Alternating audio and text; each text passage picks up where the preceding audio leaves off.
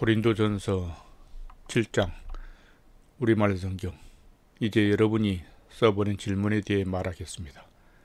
남자가 여자를 성적으로 가까이 하지 않는 것이 좋습니다. 그러나 음행에 빠지게 하는 유혹이 있기 때문에 남자마다 자기 아내를 두고 여자마다 자기 남편을 두십시오.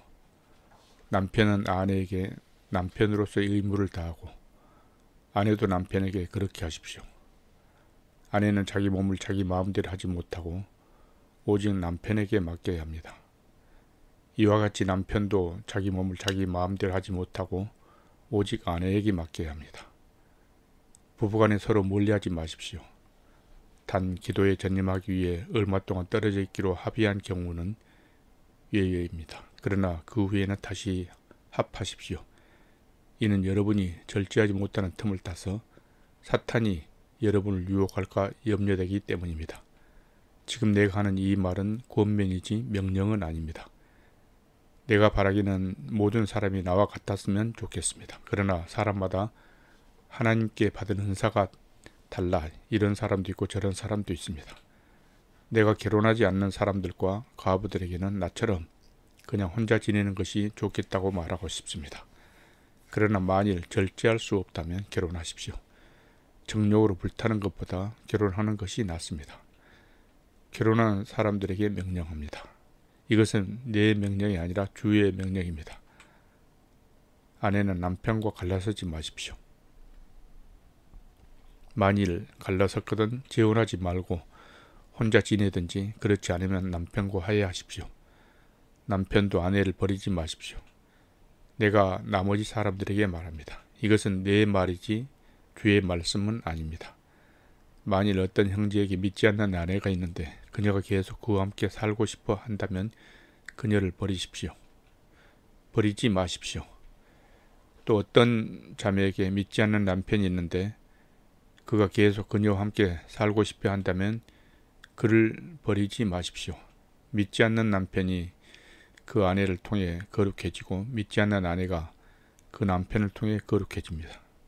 그렇지 않다면 여러분의 자녀들도 깨끗하지 못할 것이나 이제 그들은 거룩합니다. 그러나 만일 믿지 않는 사람이 헤어지자고 한다면 그렇게 하십시오. 이런 경우에는 형제나 자매나 얽매일 필요가 없습니다. 하나님께서는 여러분이 평화롭게 살도록 부르셨습니다. 아내여, 당신이 남편을 구원하려는지 어떻게 알겠습니까? 남편이여, 당신이 아내를 구원하려는지 어떻게 알겠습니까? 오직 주께서 나눠주신 은사대로 또 하나님께서 부르신 대로 살아가십시오.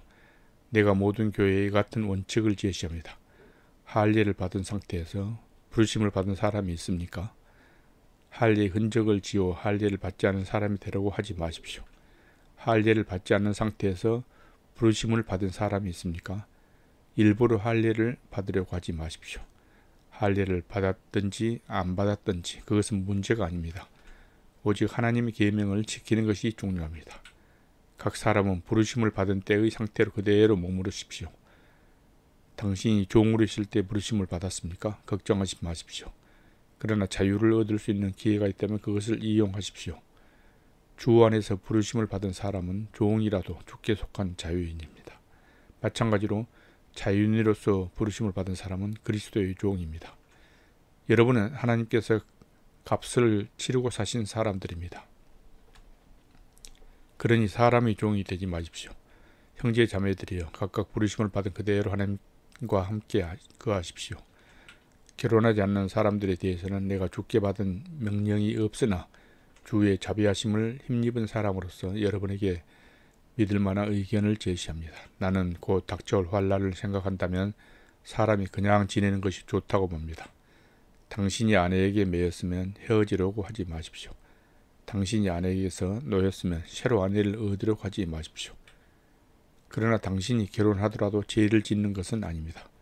또 처녀가 결혼하더라도 죄를 짓는 것은 아닙니다. 그러나 이런 사람들은 육신의 고난을 당하게 될 것이므로 내가 여러분을 아끼는 마음에서 이런 말을 하는 것입니다.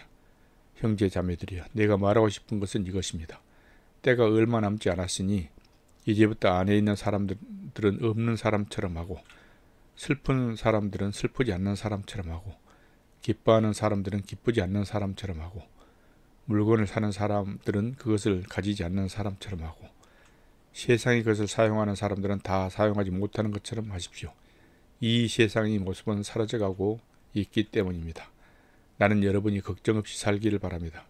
결혼하지 않는 남자는 어떻게 하면 주님을 기쁘시게 할까 하고 주의 일에 마음을 씁니다. 그러나 결혼한 남자는 어떻게 하면 자기 아내를 기쁘게 할까 하고 세상 일을 걱정함으로 마음이 나뉘어집니다. 남편이 없는 여자나 처녀는 주의 일을 걱정해 몸과 영을 다 거룩하게 하나 결혼한 여자는 어떻게 하면 남편을 기쁘게 할까 해 세상 일을 걱정합니다. 내가 이것을 말하는 것은 여러분의 유익을 위한 것이지 여러분을 제한하려는 것이 아닙니다. 오히려 나는 여러분이 이치에 맞게 마음에 혼돈 없이 오직 주만 섬기도록 하려는 것입니다. 그러나 누가 만일 자기 처녀의 딸을 시집 보내지 않는 것이 이치에 맞지 않는다고 생각한다면, 그리고 더구나 혼기도 지나고 마땅히 그렇게 해야 한다고 생각한다면 원하는 대로 하십시오. 이것은 죄를 짓는 것이 아니므로 그들이 결혼하게 하십시오. 그러나 그가 마음을 확고하게 정하고 부득이한 일도 없고 또 자기 뜻대로 할 권리가 있어서 자기 처녀 딸을 그대로 두기로 마음에 작정했다면 그는 잘하는 것입니다. 그러므로 자기 처녀 딸을 시집 보내는 사람도 잘하는 것이지만 시집 보내지 않는 사람은 더 잘하는 것입니다. 아내는 남편이 살아있는 동안 남편에게 매여 있습니다. 그러나 남편이 죽으면 자기 뜻대로 결혼할 자유가 있습니다. 단 주 안에서만 그렇게 해야 합니다. 그러나 내 판단으로는 그녀가 그냥 지내는 것이 더 행복하다고 봅니다. 나에게도 하나님의 영이 계시다고 생각합니다.